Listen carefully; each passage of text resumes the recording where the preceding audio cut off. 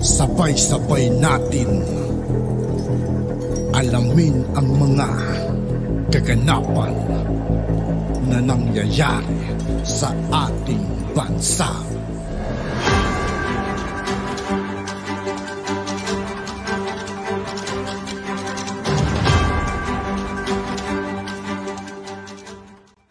Yo, what's up mga kaibigan? This is I2K po again. Ngayon nandito ulit tayo sa channel ni Ka-BBM News PH. Dito naman ulit tayo magbibigay ng komento at reaksyon. Kaya samahan nyo guys, let's go! Mga ka-BBM, tila napahiya sa media at sa harap ng Kongreso itong si Bucor Chief General Katapang Jr. Ito ay matapos masupalpal ni Congressman at dating General na si Busita. Parang hindi maganda, Mr. Chair, na every time na may issue, bantag. Dapat po, mag-move on na tayo, General Katapang, na every time na may issue, parang kasalanan lahat ni General Bantag. Huwag naman sanang banggit. Kadalasan kasi mga kaibigan, si General Bantag na lang ang ginagawa nilang dahilan. Sinisisi nila si General Bantag kung may mga nangyayari sa kanilang kapalpakan or sa mga ginagawa nilang kapalpakan mga kaibigan. Kaya General Bantag nila binibintang karamihan Kaya dito pa lang nagsalta na si Busita. Ito ni General Katapang, si General Bantag, unless tinatanong po natin siya. Sa kalagitnaan kasi ng pagdinig, lantarang sinisisi ni Katapang itong si dating Bucor Chief General Bantag, kaya daw malaki pa rin ang problema sa New Bilibid prisons na kanya naman itong sinalo. Sa kasamaang palad po, yun po yung panahon ni former DG Bantag. Nakita nyo naman po.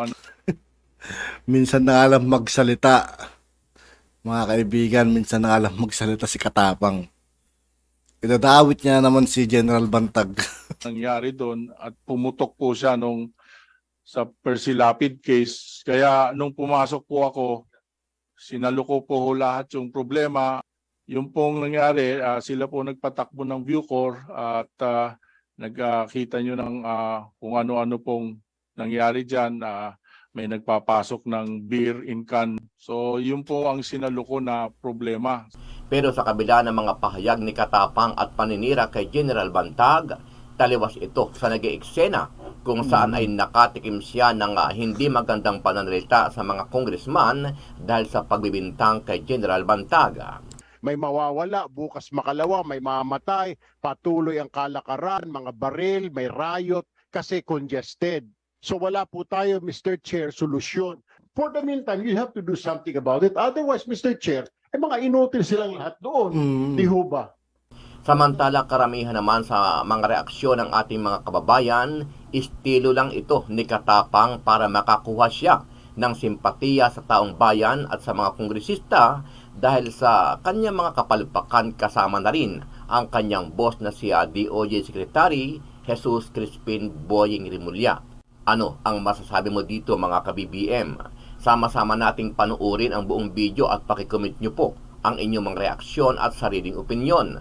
Pero bago yan, muli po ako nag-iimbita sa mga hindi pa po nakasubscribe. Sa lahat ng hindi pa nakasubscribe mga kaibigan kay Ka-BBM News PH, mag-subscribe na po tayo at huwag nyo rin pong kalimutan mag-subscribe dito sa aking channel. Sa ating channel na Ka-BBM News PH, pakipindot po ang subscribe button at pakiclick na rin ang notification bell para lagi kayong updated sa mga bagong upload natin na legit at napapanahong balita. Maraming pong salamat. General Katapang, kailan po kayo nag-assume as Director General ng Bureau of Corrections?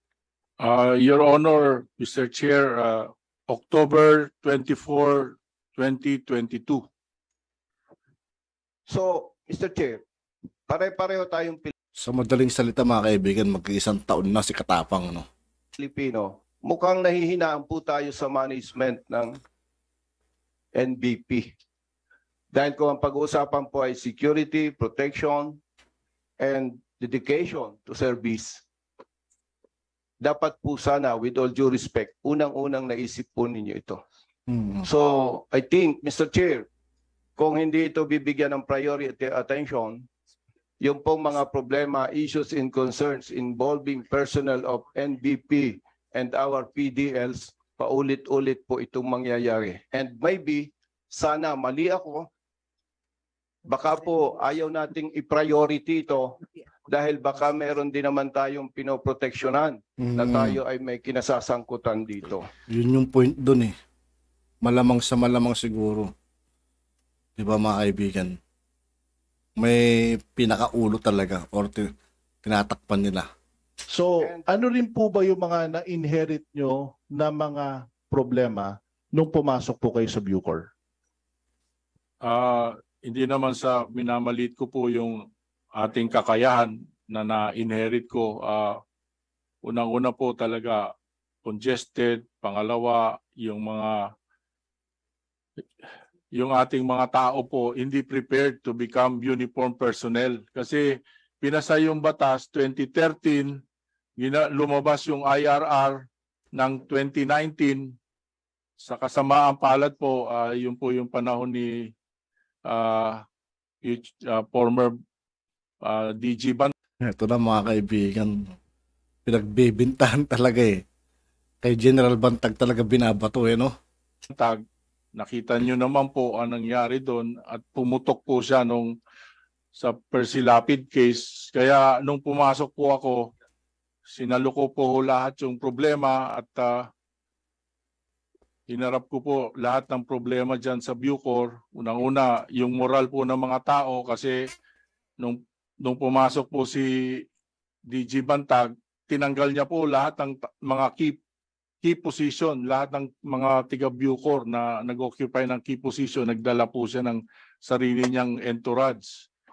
Yung pong nangyari, sila po nagpatakbo ng Bucor at nagkita nyo ng kung ano-ano pong nangyari dyan. May nagpapasok ng beer in can na 7,500 na ang kada isang beer 1,000. Tapos kung magpasok ng alak, 15,000. Tapos kung Johnny Walker Blue yan, mga 25,000. So yun po ang sinaluko na problema. So then of course yung attitude, yung culture ng mga tao po dyan. Pansin ko lang mga kaibigan, taliwas ito sa mga sinasabi ni Angelina ba yun? Angelina Bautista, yung interview ni Erwin Tulfo sa kanya noon. Kung pagtatabihin natin mga kaibigan yung interview ni Angelina Bautista tapos yung kay Katapang, magkaibang mga kaibigan. Diba? Parang napakalayo mga kaibigan. Hindi sila parehas. Kumbaga taliwas na taliwas mga kaibigan. Babaguhin natin dahil culture of negligence, culture of walang pakialaman, culture of wag kang makikialam dito sa dilihensya ko. So, parang sa anin ko na rin. And then yun po ang pinipilit kong baguhin na ugali. Kasi kahit po pag bigyan nyo kami magagandang tulungan, pero kung wala namang values yung mga tao, tuloy-tuloy pa rin yung magiging kultura po dyan. Yun po ang gusto kong baguhin, kultura. And then of course, binigyan nga po kami ng mga tao, panay private po. Wala po akong command. Mr. Chair, I just noticed na ilang oras na po tayo nag-uusap dito, nag-iimbestiga, nagtatanong. Puro isinisisi dahil sa congested, populated, kaya nangyayari itong mga nakatakas, kaya sa labas natutulog, and all these problems. So, ang tanong lang natin dyan ngayon, Mr. Chair, so anong solusyon? Wala tayong solusyon kasi napakadami hanggat hindi pa nalilipat, hanggat hindi pa nakapag-construct ng kulungan sa ibang lugar. So paulit-ulit ho natin, Mr. Chair, makikita itong problema.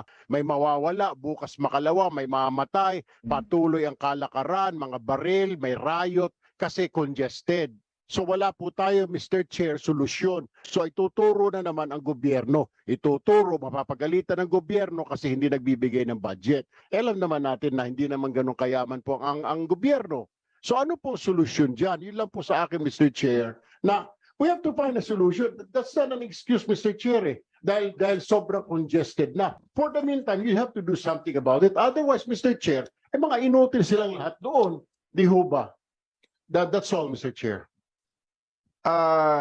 Director General Katapang, ito po bang issue na to? Humingi na po ba kayo ng tulong sa PNP through Secretary ng DOJ, Attorney Boying Rimulya? Yes, Mr. Chair, Your Honor. Ano po ba ito? Naka-black and white po or through telephone call? Because confidential po yan na ano lang po yan, verbal instruction na po ni Secretary. And I'd like to correct the statement na wala po kaming intelligence fund ang aming bureau. Kaya we just rely on the help of the NBI, PNP, and other intelligence agency ng ating gobyerno. Dapat po sana tutukan ni General Katapang yung coordination sa PNP para magtrabaho sila. And kasi po, nagkakaroon ng confusion eh. Kung humingi sila ng support sa PNP, ilang days na po. Nangyari yung hindi ma-account si Mr. PDL Cataroha. Siyempre po, as one of the representative dito po sa House of Representatives, concerned po ako sa mga issues. And Mr. Chair, ever since na mag-assume si General Katapang, every time na may issue, parang hindi ka makamove on eh. Ito na. Laging General bantag, bantag, bantag. Parang lahat ng issue na lang kasalanan ni General Bantag. And Mr. Chair, si General Katapang po is a retired 4-star general, former Chief of Staff ng Armed Forces of the Philippines. And ako po bilang isang retired Police Commission Officer din, kasama po ng mga iba pa dyan, parang hindi maganda, Mr. Chair, na every time na may issue, bantag, bantag, bantag, dapat po mag-move on na tayo. General Katapang, ako may kumpiyansa ako sa iyong Nasermonan na. capability being retired 4-star general. Yes, sir. At sa ating mga hanay na retired officers, parang unbecoming, unethical, na every time na may issue, parang kasalanan lahat ni General Bantag. And if I may, siguro po Mr. Chair, every time na may ganitong hearings, wag naman sanang banggitin ni General Katapang. At yun nga po mga kaibigan, dito po nagtatapos ang ating reaction video. Muli ako po si I2K ng Sundalo ng Tunggalo at 811. Maraming salamat sa patuloy na pagsuporta. Yeah, peace out.